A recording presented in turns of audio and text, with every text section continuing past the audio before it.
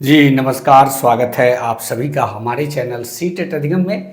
दोस्तों, आज की इस वीडियो में हम लोग बात करने वाले हैं एक बहुत ही डराने वाले सब्जेक्ट पर। जी हाँ दोस्तों, जैसा कि आप सभी जानते हैं कि तमाम राज्यों में ओल्ड पेंशन स्कीम की मांग लगातार कर्मचारियों की तरफ से की जा रही है।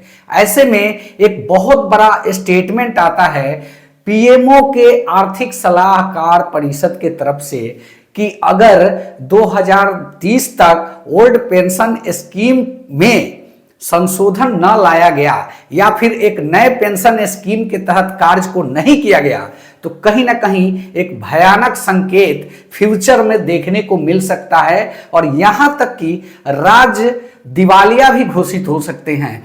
तो ऐसा ही कुछ आया हुआ था 2-3 दिन पहले, जो कि आपके समक्ष हमने वीडियो नहीं बनाया, लेकिन आज मैं उस वास्तविकता से इस वीडियो के माध्यम से आपको रूबरू कराने वाला हूं, जो कि अभी तक आप नहीं जानते थे कि ओल्ड पेंशन स्कीम के लागू होने से क्या कुछ राज्यों की स्थिति यानी कि देश की स्थिति में बदलाव आपको देखने को मिल सकता है। तो चलिए बिना देर किए वीडियो की शुरुआत करते हैं और जानते हैं कि क्या कुछ आया हुआ था। जी हाँ दोस्तों, अगर यह वीडियो अच्छा लगे तो चैनल को भी सब्सक्राइब कीजिएगा फ्यूचर में इसी तरह की अपडेट को पाने के लिए। तो चलिए सबसे पहले जानते हैं। जी हाँ, इस वीडियो का जो हाईलाइट पॉइंट है जो आपके समक्ष है, पुरानी पेंशन योजना खतरनाक रुझान। जी हाँ, जो रुझान देखने को मिल रहा है वो बहुत ही खतरनाक देखने को मिल रहा है, यानी कि 2030 तक सभी राज्य दिवालिया हो सकते हैं। आर्थिक सलाहकार परिषद का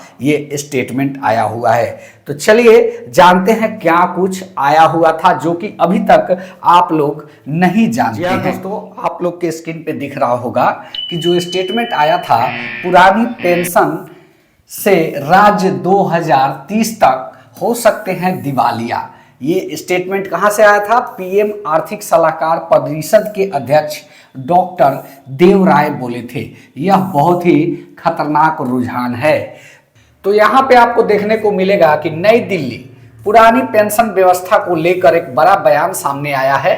प्रधानमंत्री के आर्थिक सलाहकार परिषद पीएमएईएससी के अध्यक्ष डॉक्टर विवेक देव राय ने कहा है कि यदि राज्य में पुरानी पेंशन योजना लागू की गई तो राज्य 2030 तक हो सकते हैं दिवालिया। जी हाँ दोस्तों, ये बहुत बड़े अधिकारी के तरफ से यह बयान आया है। इन्होंने इसे एक खतरनाक रुझान बताते हुए कहा कि इसमें सरकारी वित्तीय स्थिति पर गंभीर असर पड़ सकता है और उनका मानना है कि पुरानी पेंशन व्यवस्था लंबे समय बात करें कि डॉक्टर देव राय ने रुझान दिया कि करदाताओं का दायरा बढ़ाने और अनावश्यक खर्चों को कम करने की दिशा में कदम उठाए जाने चाहिए। बात भी कही, साथ ही उन्होंने व्यवस्था को अपनाने के लिए प्रोत्साहन भी किया। यह भी बात कही कि पुरानी और नई पेंशन व्यवस्था को लेकर चल रही है बहस और कर सकता है तेजी से इस पर बहस के बारे में अगर बात करें तो। साथ ही उन्होंने कहा कि जो है कि डॉक्टर देव राय ने कहा कि पुरानी पेंशन व्यवस्था से होने वाले नुकसान का असर कुछ वर्षों बाद स्पष्ट रूप से दिखाई देगा और उन्होंने चेतावनी दिया है कि राज्यों को इस विषय पर गंभीरता से विचार करना चाहिए और वित्तीय संतुलन बनाए रखना जरूरी है। उन्होंने यह भी कहा कि नई पेंशन प्रणाली को बेहतर बनाकर कर्मचारियों के हितों पर आर्थिक स्थिरता दोनों को संतुलित किया जा सकता है। जी हाँ दोस्तों, ये वही महाशय हैं जिन्होंने यह फ्यूचर बताया है और जो है खास बातें क्या है उनकी ये हम लोग जान लेते हैं, क्योंकि इन्होंने कहा है कि पुरानी पेंशन से आर्थिक दबाव बढ़ेगा, राज्यों की वित्तीय स्थिति पर असर पड़ेगा और ध्यान नहीं दिया गया तो 2030 तक दिवालियापन होने का खतरा बढ़ेगा।